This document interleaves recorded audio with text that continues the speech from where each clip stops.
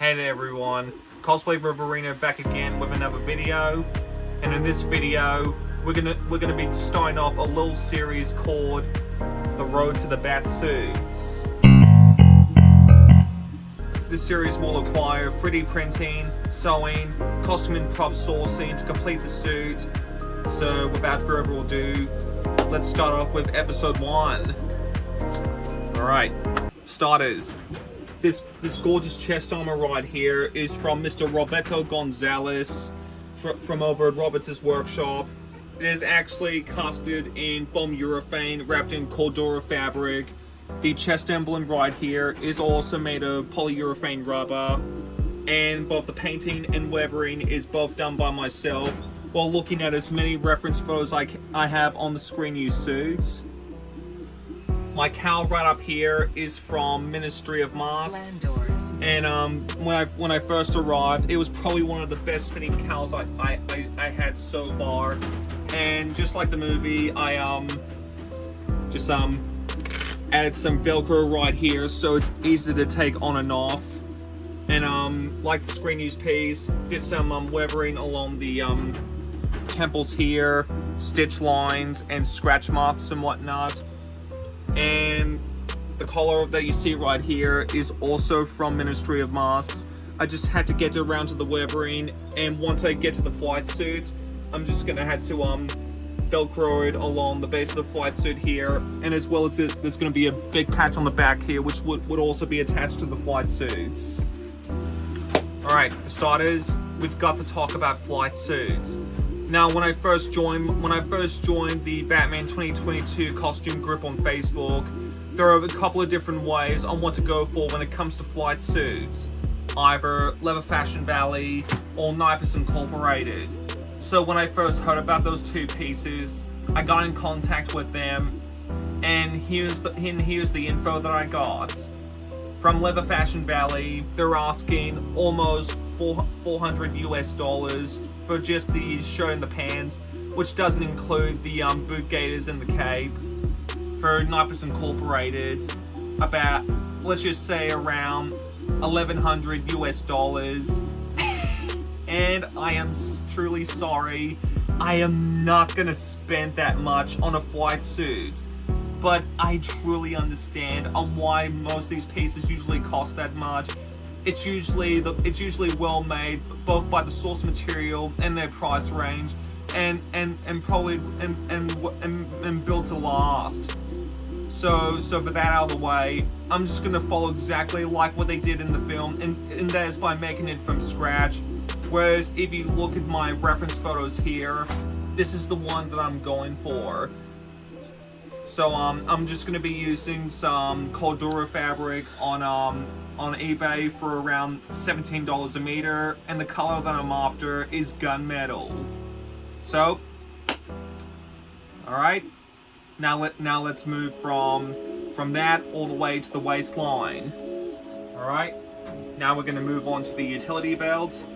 Now there's actually a few components that I'm actually really proud of. So I'll just hold it from right up here because for starters, this little belt buckle right here is from Donna McBee-Harry.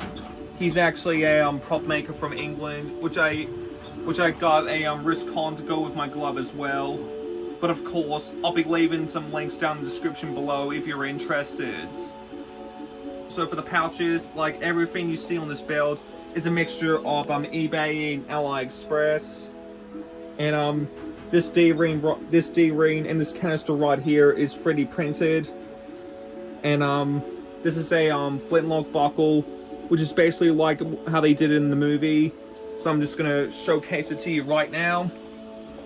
So you just go like this, and oop. And there we go. And for the gadgetries, we got the little adrenaline here, which is actually 3D printed by myself, yours truly, and painted, and it just slips right onto here. And what we got around here is a UV lights. So, and also on this bench here, I did some 3D printing on this is actually a earbud canister which you just unclip like so, and you just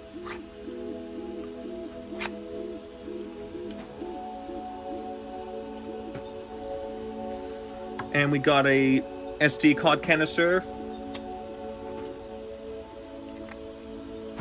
and they both go just right about here.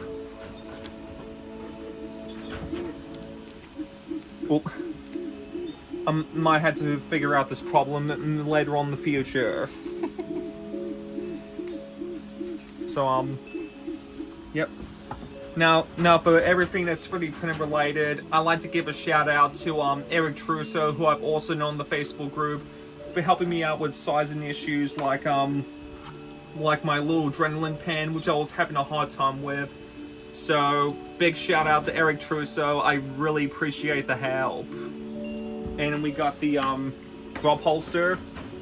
Now, in case of those who have no idea, this drop holster right here is actually the exact make and model drop holster that they use on the OG bat suits. It's called a Viper adjustable drop holster.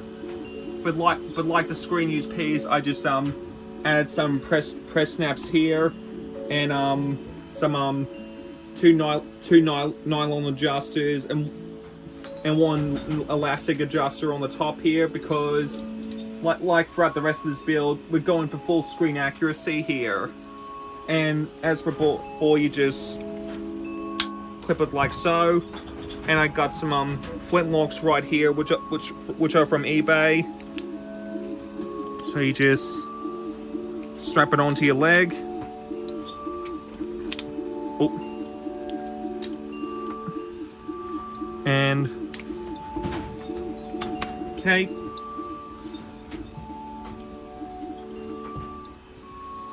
Now, if you're probably wondering about what was mobility like onto it, it moves really well. Doesn't want to rise down, which I may have to improve on later on once I'm working on the flight suit, because if you look back on the previous photo which I've shown, you could see there's some press snaps, velcros, and a World War II German 2-inch bell corker along the waistline to keep it in precision.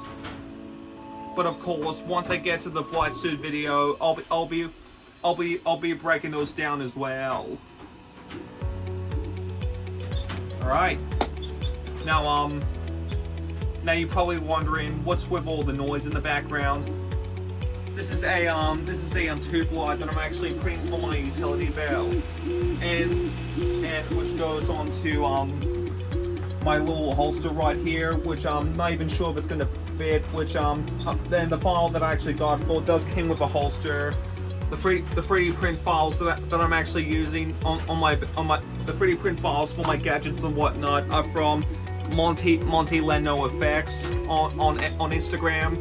So I basically just got that along with the sticky bomb gun, which I will be doing an assembly how-to video in the future. So be sure to keep your eyes peeled on that, or in this case, the bat signal. And but also in the video, I'm not even sure what to do for the gauntlets. If I could either just get a set secondhand on Facebook, or 3D print a set. Let me know in the comments about what should I do, because I love to hear your ideas. These gloves right here are actually Mechanics Wear Breacher gloves, which I got on Bunnings Warehouse online. Now, here's a little fun fact. By the time when these set photos have arrived on the movie, these were actually once to believe the same make and model gloves used for the movie. But it also comes to the realization that the gloves used for the suit are actually custom made, whereas these gloves are actually one of the examples, like the knuckle paint here, the finger guards.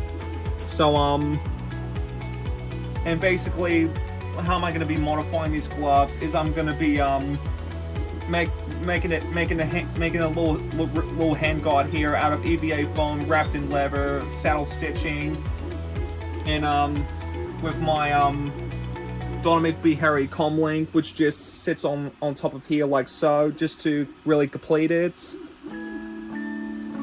So without further ado, here, like I said, I'm gonna make this video short and sweet, but I'm just giving you an idea on what the series is all gonna be about. So thanks you guys so much for watching, and be sure to like and subscribe to my YouTube channel. Follow me on Facebook and Instagram for any future updates. So without further ado, I'll see you in the next video.